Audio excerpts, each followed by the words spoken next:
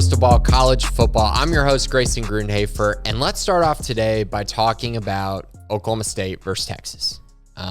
Wild game in Stillwater. Texas went on the road. Quinn Ewers' first start in a true road game. He goes 19-49 throwing the football. And that was an issue. There were more issues. We're going to get into many of those issues in this game. But it just felt like, especially in this one, that Stillwater road environment really played a role in this game. And, it got dark late, and obviously weird things happen in Stillwater and weird things happen in this game. And when you look at the numbers, it's rather interesting because both teams moved the ball effectively. Oklahoma State had 535 yards of offense, Texas 523. But where the game specifically shifted was Texas was 3 of 17 on third down and 0 of 2 on fourth down. That's dreadful. That is absolutely dreadful. It's like they just couldn't convert, and it was drop passes. It was misfires from Quinn Ewers. It was not running the football when they should have been running the football, which was one of my biggest problems with what happened to Texas in this game. And I think as I dove into the numbers and as I watched this game, it just led me to come back to the same conclusion of, why is Texas not running the football? And I kept saying that over and over and over again. Bijan had 24 carries for 140 yards and a touchdown. That's great, but that wasn't their only rushing production. Roschon Johnson had just 5 carries for 73 yards. Run the ball. Run the football. That's what they need to do. And they could have iced this game. They were up for large parts of this football game at multiple points. I mean, you look into the second half, they go up 34-24. Late into the third quarter, 2 minutes and 10 seconds left. They take a 10-point lead. And then from that point on, they just refuse to run the ball. Refused to. Yes, they missed a field goal late. Wouldn't have mattered because Oklahoma State drove down the field and scored. It just was one of those things where when you go on the road and you have a young quarterback, you really need to trust your offensive line and trust your run game a little bit more than forcing Quinn Ewers to throw the ball 49 times in a game that you were up for large stretches of it. It was baffling to me to see that from this Texas team, and it's going to cost them potentially a chance at a Big 12 championship. Now, they're not out of it, but 5-3, 3-2, they have a long way to go, especially with the schedule that they have remaining.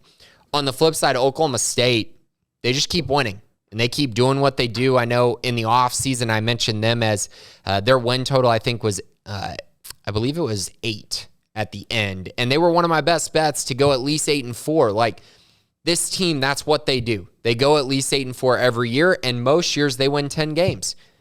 That's what they do. And they're well on their way to getting to that point once again this year, and that's even with a dinged-up Spencer Sanders. We know he's not 100%. He almost didn't play in the TCU game, yet he decided to play in that one. Oklahoma State had every chance to win that game.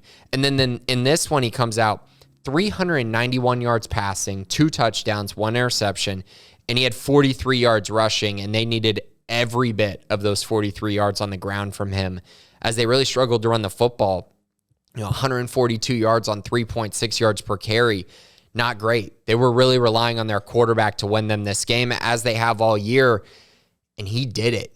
He did. Had a game-winning drive, was awesome on that game-winning drive, and now Oklahoma State's 6-1, 3-1 in the conference, and looking really good to potentially be in a Big 12 championship game. They have a huge matchup this weekend against Kansas State on the road.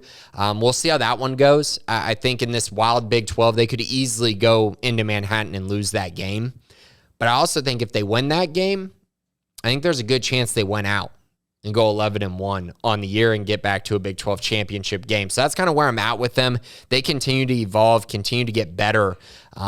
And they're a team who I think is playing really good football right now. And I know they lost to TCU, but it was a very close game, and their quarterback clearly wasn't healthy. Now looking forward into the Big 12 a little bit is where things get really interesting. As TCU's 4-0, Oklahoma State's 3-1, K-State's 3-1, Texas 3-2, Baylor 2-2, Tech 2-2. So those are the teams that are still somewhat in it. I don't think you're getting into a Big 12 championship game with 3 losses at this point in the season. So you're going to have some teams eliminated. So Baylor plays Tech this weekend. One of them will be eliminated. And Texas going forward, if they lose again, they'll probably be eliminated as well. But the top of the standings is going to be fascinating. TCU still has to go on the road to Texas. Oklahoma State's going on the road to Kansas State.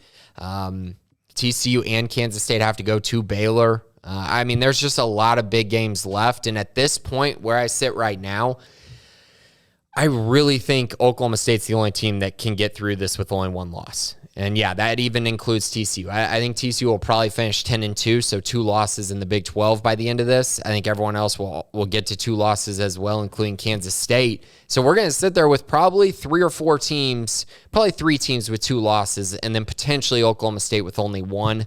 But it's going to be a wild, wild finish. And this game was kind of the one that opens up the floodgates a little bit, because everyone was talking about Texas being a potential college football playoff contender if you're able to overlook the fact that Quinn Ewers was, hurt for a few games, so you overlook those losses, right? Well, now you can't, because now they have a loss with him at quarterback, firmly entrenched at quarterback. You finally saw them go on the road. They lost. They are what they are now. They currently are a 3-2 team in the Big 12, and they're 5-3 on the season. Not a great team. Not a great team by any means. And Oklahoma State, on the other hand, should probably be, in my eyes, if not the favorite, one of the favorites to get back to the Big 12 championship and win the Big 12 championship. So that's it this week for the Big 12. Excited to see how this finishes. They're playing some of the best football in the country, and the parity in the conference is just thrilling to watch. When your worst team is Iowa State at 0-4, with all their losses coming within 1 score, you have a really, really tough conference and going to be a wild finish down the stretch. That's it for today. I'll have my best bets at the end of the week. Very excited for that. But thanks for listening to Crystal Ball College Football.